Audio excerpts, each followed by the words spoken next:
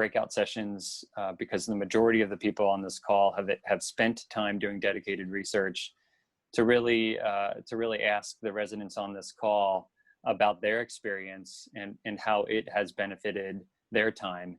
And I think that each one of them will tell you that their research experience provided for them a skill that they didn't have prior to that research experience, and one that will profoundly impact the early success of their career once they finish their training. So I look forward to meeting some or all of you when you arrive as residents, and helping shape how research will help you become a better clinician and surgeon. So thank you, Dr. Srinivasan. Thanks very much, Mike. And we're gonna wrap up our opening remarks, which will be followed by a short slide presentation by me with Dr. Barbara Pettit. Dr. Pettit is really probably the main reason that we have so many students from Emory who want to go into surgery. She is a premier educator recognized nationally, and has been an incredible support structure for our own medical students here at Emory, and has been an excellent role model by way of our residents seeing what it could be like and how you ought to interact with medical students. So Dr. Pettit, if you wouldn't mind joining in and giving us some opening remarks regarding medical student education here. Great. Well, like everybody else, I want to welcome you all. I'm just thrilled to death that we're getting to meet you, even if just this way. Medical student education is very important in the Department of Surgery. As it turns out, I've been at Emory for 35 years. This was my first job. This will be my last job. Hopefully I won't be leaving anytime soon, but I have been here for that long because this place is so unique and so special. There is such a breadth of talent in the faculty and in the residents here. And you're going to find, if you come here as a resident, that the students are excited, they're bright, and they want to be, taught. It's an incredible place. You're going to have many places that you can go, different places. We have Grady, which is, like the crown jewel of Atlanta. We have the VA, we have private, we have, the Ivory Tower. I like to call Emory the Ivory Tower Academic Hospital. I think it's just a really special place, and Atlanta is a great place to live. You will see me in the first part of your internship if you come here, because I am the director of the intern boot camp when you come in. And even though most of my time is spent with medical students, I do spend a fair amount of time with residents whenever I'm asked to do so. So all I want to say, I don't want to get into a lot of detail, but I just want to welcome you and tell you how excited I am that you're going to be able to see what this great place has to offer you. Thanks so much, Dr. Pettit. Ahead of going into our breakout rooms, I'm sure that you all want some actual facts, and I'm going to bring up a short slide deck.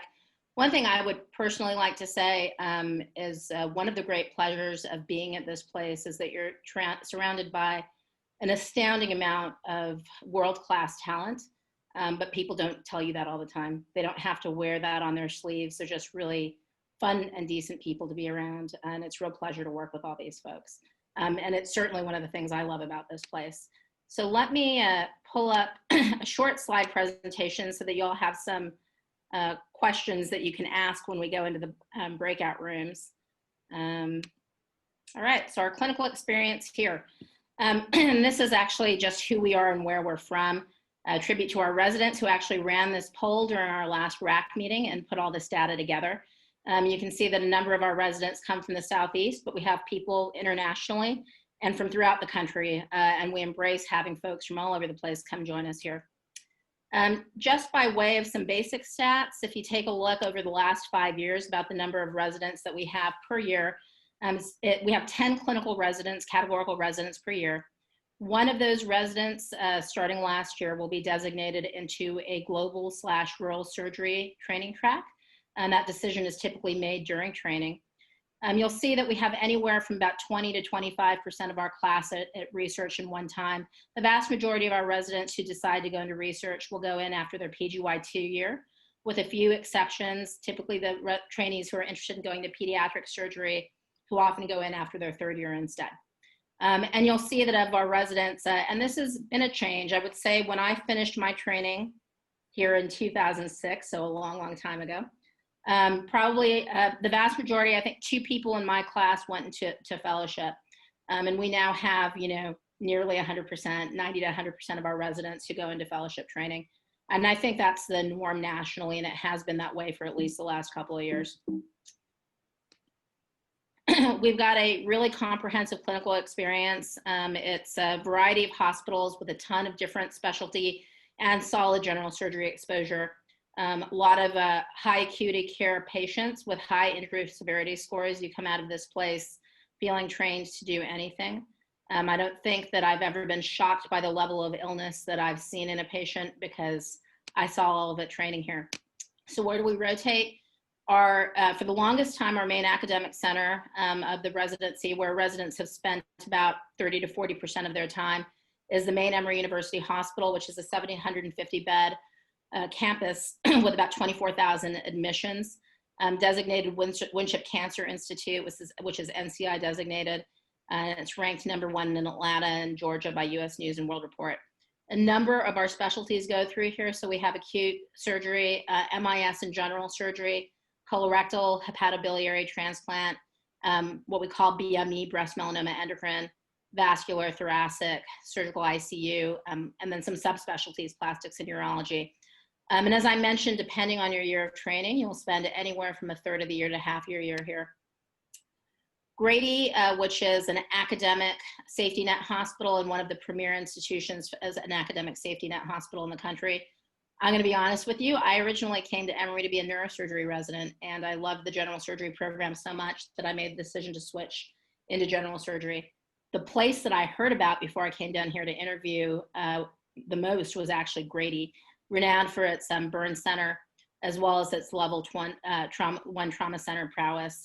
It has remained the case that at least a quarter to 30 to a third of their cases are penetrating trauma. So you get a heavy operative experience there that's robust. You will hear a lot of our residents, that I may reference this in the breakout rooms, but they consider this a big part of the heart and soul of the program. Gives you the opportunity to take care of a diverse coalition of patients, and it's a real pleasure to serve there. Emory Hospital Midtown was formerly known as Crawford Long Hospital. It has a number of specialty services as well: surgical oncology, bariatrics, vascular, and thoracic. It is a really significant site for our MIS and surgical oncology training for the residents. Children's Healthcare of Atlanta, which is it's one of the top 10 pediatric specialty hospitals. It's a phenomenal place to be exposed to pediatric surgery. And they have over 10,000 admissions a year. I will tell you, this is one of the busiest clinical pediatric surgery programs in the country. You will spend, if you go to CHOA, you're there typically as an intern in a PGY4. St. Joseph's Hospital, which houses general surgery, MIS general surgery with robotic surgical oncology and vascular. And Johns Creek, which is another one of our affiliates, where we've increased our colorectal presence. And we're going to start next year sending a PGY1 and a PGY2 out there to be on that service. It's a private hospital or community hospital. Seniors go out there for colorectal surgery. We have a VA to serve the veterans, and that's a significant general surgery and vascular experience for our trainees. And then finally, for a long time, we've had Piedmont Hospital as the representative of our community program. Because we have expanded enough, Piedmont will stop being part of the mix next year, and we'll continue our community education for residents, not only through Johns Creek, but for residents particularly interested in a more rural surgery track. We have a number of relationships with different community hospitals where we'll be sending people, including Rome, Georgia, where we have a practice that's largely composed of graduates from Emory. You'll see just in terms of case volumes, this is the mix that you get on a PGY level, but by the time most of our residents graduate from Emory, they have under their belt, particularly if they're very scrappy about getting cases, at least 1,200 cases. So they do They easily make their case volumes. We've never really had folks struggle to get what they need for their bare minimums as far as the Board of Surgery is concerned. And then just briefly, as far as education is concerned, we have the usual kind of education that you'll find at most academic institutions, surgical ground rounds weekly, that everyone is able to Zoom into if they're not on the physical campus because it's broadcast out of the main Clifton campus. Resident didactics are dedicated on Thursday mornings and run right after grand rounds for both senior and junior residents, and they center around the SCORE curriculum. All hospitals have an M&M conference that our residents attend. And then we have a weekly Wednesday afternoon resident conference, eponymously known as WARC. It's run by our residents and organized by our residents for residents with a number of different programs you see there that help with their didactics. And then finally, we have several site-specific resident educational conferences. We have robust chamber boards at all of the campuses that house surgical oncology. We have an acute care surgery report specifically intended to improve the presentation skills of our PGY2s and 4s that runs on a monthly basis at Clifton. And then at Grady, we have several dedicated faculty who for years now, Dr. Rajani has been helping to run the weekly oral board preparation there, which has been very meaningful for the trainees. And then finally, on a simulation front, our surgical director of simulation, Dr. Liz Benjamin, was recently recruited from LA County Hospital. We expect for her over time to build a pretty robust center housed out of Grady as well. And then Dominic Papandrea run our surgical simulation. Within our resident space, which at some point during interviews, we'll hopefully be able to give you a virtual tour of, we actually have a small suite that houses a 24/7 access to FLS simulators, a robotic simulator, and then a number of basic instruments to do open suturing on simulated